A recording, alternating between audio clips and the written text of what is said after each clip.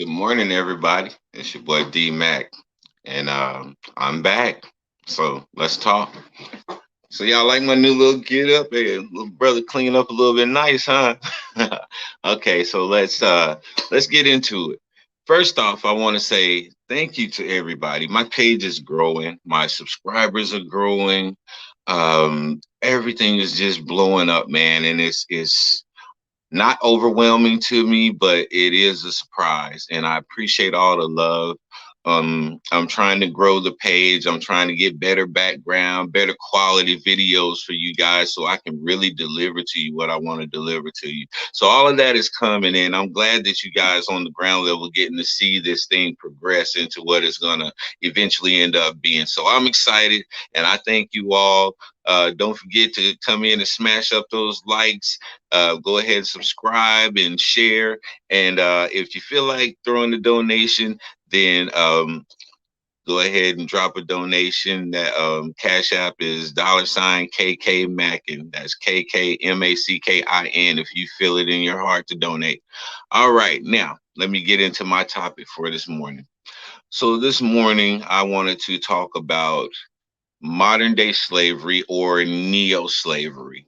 Um, because we're going into a time right now where we're seeing Africa in an upheaval. We're seeing Haiti in upheaval.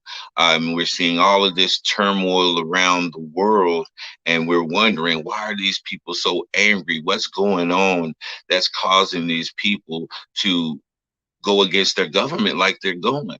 So I started to dig a little bit because, I'm very inquisitive and I like to go down those rabbit holes. So I started to dig a little bit. And what I began to see a pattern of slavery. And this is the things that are causing these people to be mad, these people to be uh, hostile and all of the things that they are because they're tired of being mistreated. And I don't blame them. I don't blame them one bit. So I'm going to break down the different types of slavery that we see today because a lot of people always say, oh, slavery is done and over with. It's a thing of the past and we're no longer in that. So we shouldn't be harping on that. But that is absolutely not true. Slavery was abolished in 1865. That's what they said, but it wasn't abolished. It just evolved into a different form. And so we're going to identify these forms as we go along right now. So just bear with me while I do this because, I want to really do a good job of explaining this and breaking it down so that anybody can understand. So let's talk about modern day slavery. Now, modern day slavery is the illegal exploitation of people for personal or commercial gain. So you got prisoners who are being leased out to farmers to work their fields as field labor. That's one form of slavery right there. Institutional slavery is absolutely slavery. Now, the 13th Amendment, it abolished slavery except as a punishment for crime. So that's how they get away with this legal form of slavery in the institutions. They have it in the Constitution that, hey, yeah, we can make you a slave if you get locked up in prison. And this is what they're doing, but they're leasing convicts out as field laborers. Now I see them on the chain gang and they're picking up trash on the side of the road. Okay, that's understandable. But when you're leasing them out to another person so that they can get personal or commercial gain, that's slavery all day long. I don't care how you try to fix it up and what lipstick you put on that pig is still a pig. And so this is something that we must pay close attention to, people, because we see it all the time. You can walk past a slave and not even know it. And a lot of us are slaves and don't even know it. So I'm going to break this down and you tell yourself or you identify to yourself if you're a modern day slave after I finish with this. So let's start. The International Labor Organization estimates that there's over 40 million people under some form of slavery right now to this very day. And I jotted down about five of them. There's way more. It was probably about 10 or 12 forms of slavery, but I only jotted down 5 because I don't like to be really long winded and be on here talking all that time. So let me get into it. The first one is debt bondage. Now, all of us are slave to this. Your average person who has a job or who's out here providing for a family, anything like that, you're under debt bondage. And what debt bondage is, that means that you're working to pay off a debt.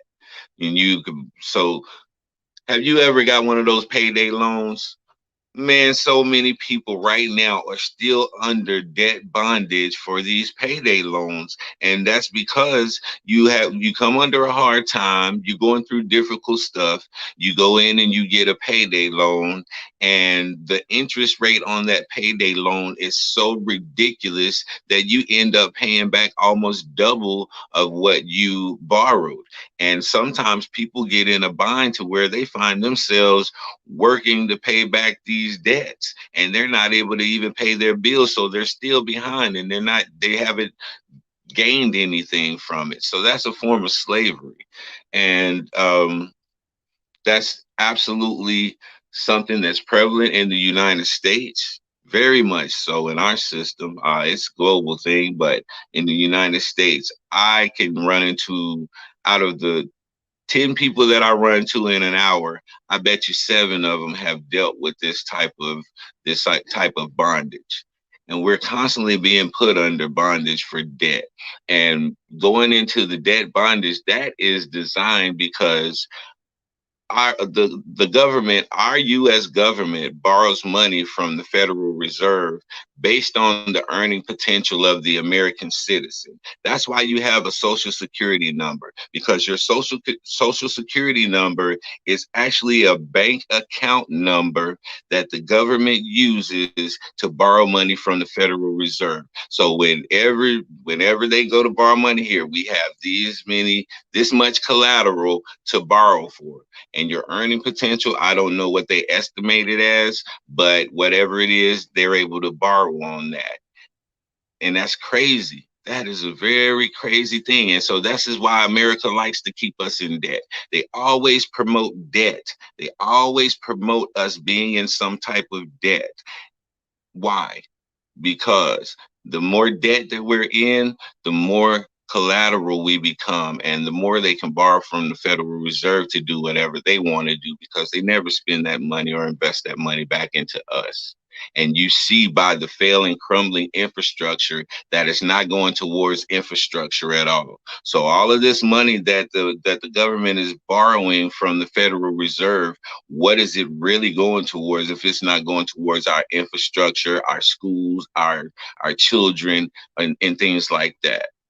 So this is a debt bondage that we need to pay close attention to. The next one that I wrote down was forced marriage. Now, forced marriage, this is more of a cultural thing, because in America, you don't really see forced marriages. Um, no, that's more of I'd say India and places like that where they still have arranged marriages. And back in the day, that was fine and that was culpable. But we've moved into a modern era to where people should not be told who they should be with and made to be with someone. So they consider this a form of slavery. So forced marriage. The third one that I came up with is the biggest, it's the most common, and it is a epidemic all the way across the globe. And we see it throughout our news daily. Um, Sex trafficking. Now, the biggest name connected to sex trafficking would be Prince Andrew, because he was an associate of Jeffrey Epstein, who was a prolific pimp. That's basically what he was, a high society pimp who pimped out girls to the elites of the countries. And this isn't just America, this is global. So sex trafficking is most common. It's in every country, it's in every city, every state. You'll walk past somebody that's being sex trafficked and not even know it. Not even know it, for the simple fact that they've been brainwashed or they've been placed on drugs, uh, intentionally to have them enslaved in their mind to the drug. And once you cripple somebody like that, you can pretty much use them with that drug to do whatever you want them to do, and they become a slave to the drug as well. So sex trafficking is the most common, it's the most lucrative, and it's the most dangerous form of slavery that we deal with right now in the days times that we're living in. And so the next one that I have is forced child labor. Forced child labor, we can go talk about the Jordans. We can talk about iPhones, because these are all forced child labor. These children are not getting paid anything to make these iPhones, and they come over here with them and sell them for $1,000 when it only took about 20 to make it.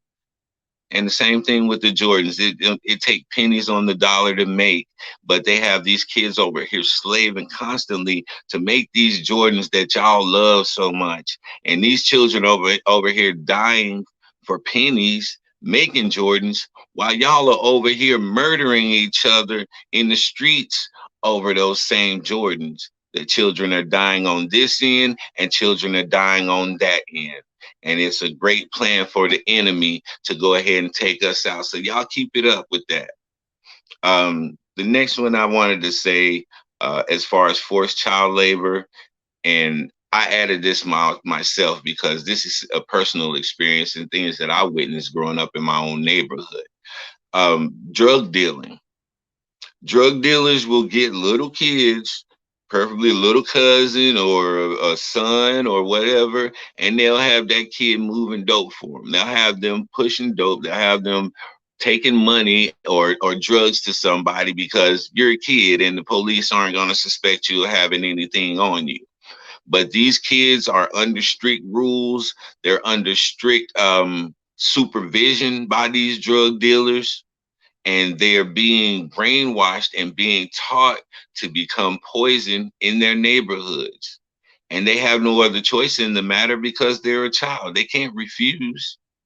So this is child slavery all day long, forced child labor. And you drug dealers, I'm telling you now, any drug dealer out there that is willing to use a child to sell your poison, you sicken me. And it's really a good thing that the US government made y'all terrorists now, because that's really what you are. You're domestic terrorists. If you're out here causing harm to your neighborhood and people can't walk outside without the fear of you shooting up something or anything like that happening, you are a nuisance and you are a cancer to the neighborhood and the community that you reside in. No two ways about that.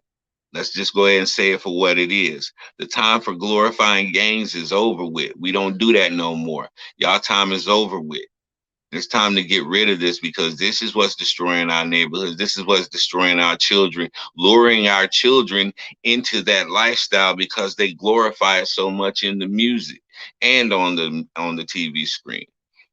So forced child labor is the second most common slavery in this modern day era.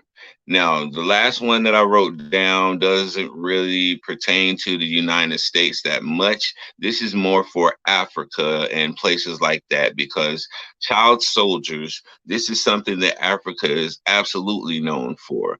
We all saw the movie, what was it, Blood Diamond? I think that's the name of the movie, with Leonardo DiCaprio and the guy from Amistad. And it was about not only child labor, but it was also about child soldiers.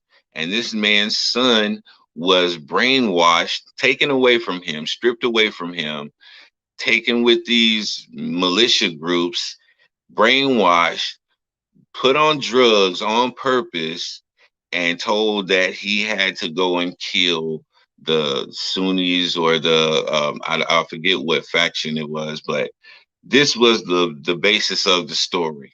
And this is absolutely child soldiers. There was a professional boxer, Kasim Uma. Kasim Uma, look him up.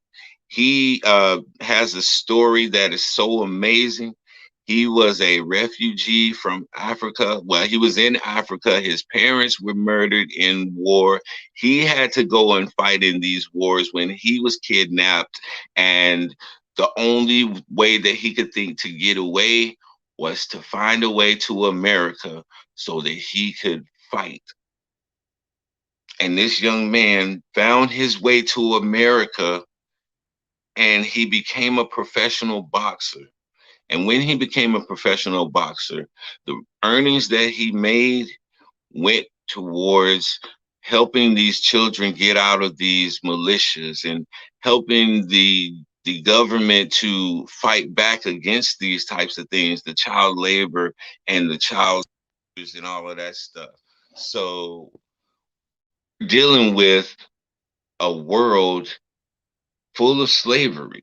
We're dealing with slavery at a level to which we never seen before, but we can't recognize it because it's just evolved. It has a new face. That's all. Slavery is still here. It never left in 1865 at all. I don't care what you say. So you can celebrate your what is it, the Juneteenth? I don't celebrate it because slavery is still here and it's very prevalent. We just have to open our eyes and pay attention to what is going on in the world and not just in our little world. We become far too individualized and we become far too selfish and not worrying about others because we don't realize that the success of others can affect us. Because if this man or this woman is out here starving and they need to do whatever they need to do to make some money so that their family can eat or they can eat, what's stopping them from robbing my child? What's stopping them from murdering my child or murdering me or my wife to get what they want? Do you understand how that ripple effect works? So it's not just about us doing for our little group and turning our backs on everybody else because we have to understand that we are connected to people that we don't even know in spirit. So the things that we do, the things that we say, our actions are going to affect other people, and that could come back to bite us in the butt. So be careful of what you're doing and how you treat people out here. Now, the main locations of most slavery, according to the Global Index, is Africa first, China, Haiti, North and South America. I understand that 100%. Um, what was the girl's name? Yin Mi. I forgot her name. She has a page and she's talking about her escape out of North Korea. And she's talking about all of the atrocities that she went through. And now that she finally made it to America, she's bringing awareness to what is going on in North Korea. And I've seen a lot of people trying to discredit her and trying to debunk the things that she said, which is an awful thing because we know that these types of atrocities are taking place, but you would try to go against someone that's trying to help it. I never understood that. Maybe these are some trolls that's being sent by Kim Jong Un to try to discredit her and tear her down. I don't know. I'm just speculating on that.